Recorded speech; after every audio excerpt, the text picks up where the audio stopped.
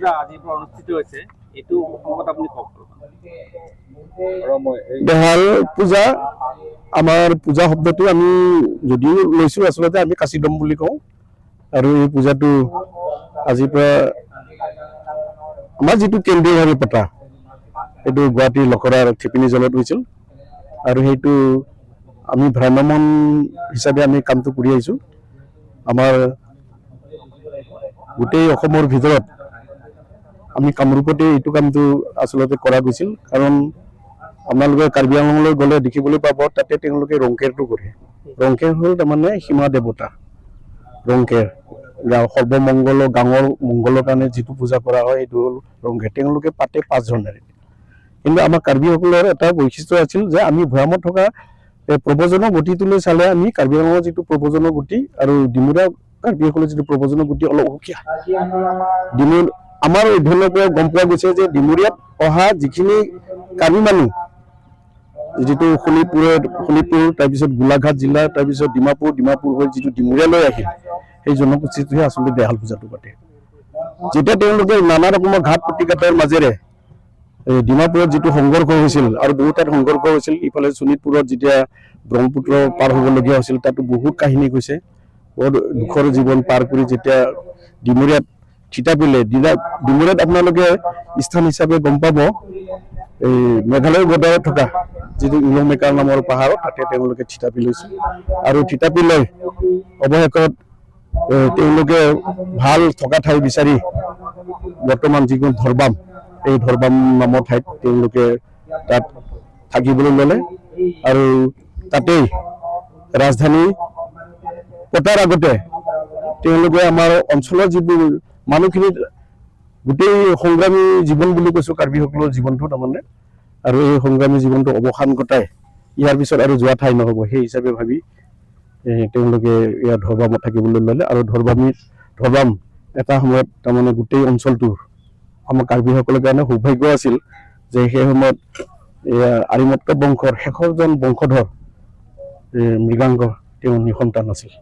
নিসন্তান হোৱাৰ পিছত ডিমুৰিয়াত তাৰমানে অৰাজকতাই দেখা দিছিল আৰু ডিমুৰিয়াত অৰাজকতাই দেখা দিয়াৰ পিছত তেতিয়া এই কাৰ্বিসকলে এই শাসনৰ বাক জৰীডাল ধৰিবৰ কাৰণে সক্ষম হৈছিল আপোনালোকৰ হয়তো ধাৰণা হ'ব পাৰে ডিমুৰিয়া নামটো কেনেকৈ হ'ল আৰু এই ডিমুৰিয়া নামটো সম্পৰ্কে বহু কিংবদন্তি আছে আসলতে মানুহজনৰ নামেই আছিল আসলতে ডুমৰু ৰাহাং আছিল আৰু ডুমৰু ৰাহাঙৰ আগৰ তেওঁ প্ৰথমজন ৰজা নাছিল তাৰমানে আপোনালোকে নটাপ এলেঙা হৈ তাৰমানে বমানী হৈ দুৱনি হৈ তাৰমানে ইটিলাৰ পৰা গৈ দিয়াঙত প্ৰথমজন ৰজা তাতে এখন ৰাজ্য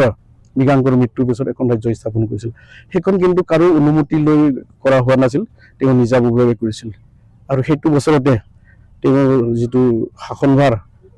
কাৰ্বি মানুহে সন্তুষ্ট নহয় তেওঁ উফৰাই ডুমৰু ৰাহাঙে এই ধৰবামত ৰাজধানীখন পাতিলে আৰু ৰাজধানী পতাৰ পিছত তেওঁলোকে দেখিলে যে সঁচাকে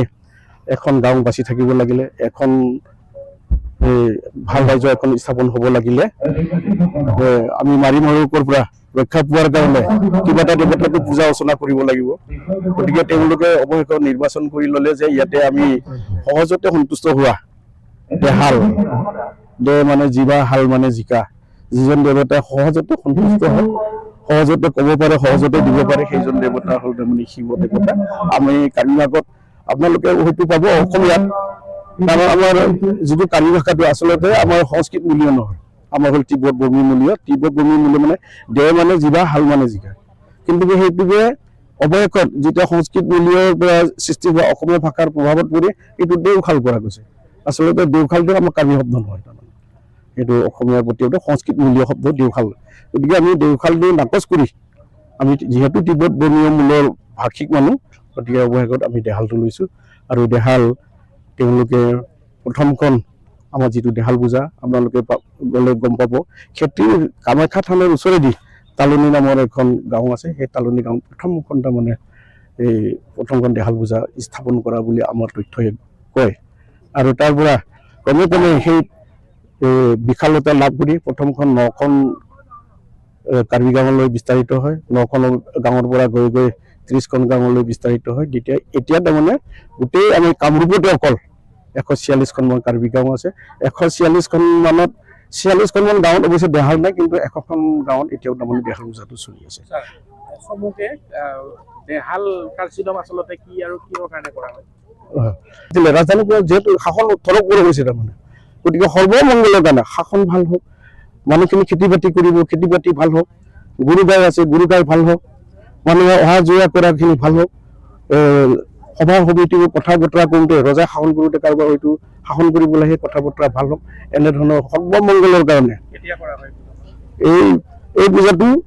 সৰ্বমংগলৰ কাৰণে এইটো পূজাটো কৰা গৈছিল। আৰু তেওঁলোকে নিৰ্বাচন কৰি ল'লে যে কাৰ্বিসকলৰ প্ৰথম খেতি আমাৰ প্ৰথম মাহ আমাৰ গ্ৰেগৰিয়ান পদ্ধতিৰ মতে হয়। গ্ৰেগৰিয়ান পদ্ধতিৰ প্ৰথম মাহটো হ'ল আমাৰ তাৰমানে ঠাংঠাংটো আমাৰ ঠাংঠাং আছে। গ্ৰেগৰিয়ান পদ্ধতিৰ মতে আছে ফেব্ৰুৱাৰী 15 তাৰিখৰ পৰা কাউণ্ট হ'ব লাগে, কিন্তু আমি সিদ্ধান্ত কৰিছোঁ যে 15 তাৰিখৰ পৰাতো কাউণ্ট নহয়, গতিকে আমাৰ ফেব্ৰুৱাৰী 1 তাৰিখৰ পৰা তাৰমানে এই পূজাত মাহটো গণনা হৈছে। আৰু সেই মাহতে তেওঁলোকে কাৰ্বিসকলে খেতি বাতি কৰাৰ কাৰণে প্ৰথমটো খেতি আমাৰ হেৰি ঝুম খেতি আমাৰ কাৰ্বি ভাষাৰ বুলি কয়। আৰু সেই মাটি খেতি কৰাৰ কাৰণে হাবি কাটি গোটেইখিনি চাফা কৰা গৈছিল। আৰু চাফা কৰাৰ পিছত তাৰপিছত দেহাল পূজাটো হ'ব, দেহাল পূজাৰ পিছত আৰু সেইটো আমাৰ খেতি ছটিয়াই কাম সেই তাৰমানে শালি খেতি বা ৰোৱা পদ্ধতিটো পিছত অহা এইবোৰ গোটেই অসমতে আপোনালোকে চালে গম পাব। আমাৰ কাৰ্বি মানুহে প্ৰথম খেতি শালি খেতি কৰাটো পিছত আহিছে। তাৰমানে গোটেই কাৰ্বি কালচাৰটো আমি চালে গম পাওঁ যে গোটেইখিনি হেৰিৰ ওপৰতে হয়, তাৰমানে আমাৰ ঝুম খেতিৰ ওপৰতে হয় পাহাৰত। কাৰণ সেই খেতি কৰিলে কি লাভ হয়, তাতে আমাৰ ধান হ'ব, আলু হ'ব, কচু হ'ব, কপা হ'ব, তিয়হ হ'ব, বাঙি হ'ব, ধানৰ উপৰি কণী ধান হ'ব। গতিকে আমাৰ তাৰমানে পাহাৰ এডোখৰ আমাৰ 10-12 বিঘা পালে তাৰমানে এটা পৰিয়াল বঢ়িয়াকৈ বছৰটোৰ কাৰণে চলি যায়। সেই উদ্দেশ্যে পূজাটো সেইধৰণৰ সৰ্বমংগল সকলোৰে হওক। আৰু সেইটো ফাগুন মাহৰ অৱশেষত আমাৰ তাৰমানে ফাগুন মাহত কৰোঁ, কিন্তু আমাৰ তাৰিখটো ফিক্স নাছিল। তাৰমানে আমি কিন্তু মঙলবাৰটো আমাৰ লাগে, সোমবাৰে আমাৰ অধিবাস। এনেধৰণে আজিৰ পৰা 34 বছৰ আগতে তাৰমানে তাৰিখ এটা সিদ্ধান্ত কৰিলে যে আমি ফাগুন মাহৰ প্ৰথম মঙলবাৰত আমি পালিম। নমস্কাৰ। 34তম কেন্দ্ৰীয় দেহাল কাৰ্যক্ৰম উৎসৱ উদযাপনৰ অভ্যৰ্থনা সমিতিৰ সভাপতি হিচাপে মই এইটোৱে মোৰ আহ্বান আৰু অনুৰোধ।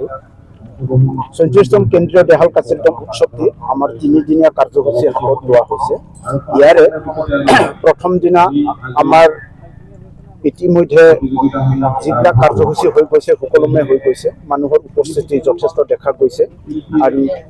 আমি ইয়াত যিটো সম্প্ৰীতিৰ মহা আয়োজন বুলি মই ধৰি লৈছোঁ, ইয়াত কলা সংস্কৃতি নৃত্য গীত অকল কাৰ্বি বুলি নহয়, কাৰ্বি প্ৰাধান্য ৰাখি অন্যান্য জাতি জনগোষ্ঠীৰ নৃত্য গীত আমাৰ মঞ্চত উপলব্ধ থাকিব আৰু ৰাইজে উপভোগ কৰিবলৈ পাই নিশ্চয় সুখী হ'ব। আৰু আমাৰ ইয়াত জনজাতীয় খাদ্য, বস্ত্ৰ আৰু অন্যান্য আমাৰ জনজাতীয় মানে সোণা গহনাৰ দোকান, মানে বাণিজ্য মেলা আছে, আনন্দ বজাৰ আছে। আৰু আমি প্ৰতিটো দিনত মানে 10,000 লোকক ভোজন দিয়াৰ আমাৰ প্ৰস্তুতিৰে আমি সাজু হৈছোঁ। সেয়েহে মই সদৌতি ডিমুৰিয়াবাসী ৰাইজক আমাৰ এই উৎসৱলৈ মানে উপভোগৰ অংশীদাৰী হৈ আমাক যাতে উৎসাহিত কৰে তাৰ বাবে মই আয়োজক অভ্যৰ্থনা সমিতিৰ তৰফৰ হৈ আহ্বান জনাইছোঁ আৰু আমাৰ প্ৰতিটো নিশাই থাকিব মানে আমাৰ স্থানীয় শিল্পীৰ মানে পৰিচিত স্থানীয় শিল্পীৰ মানে গান পৰিৱেশন থাকিব আৰু লগতে মানে নিমন্ত্ৰিত অতিথি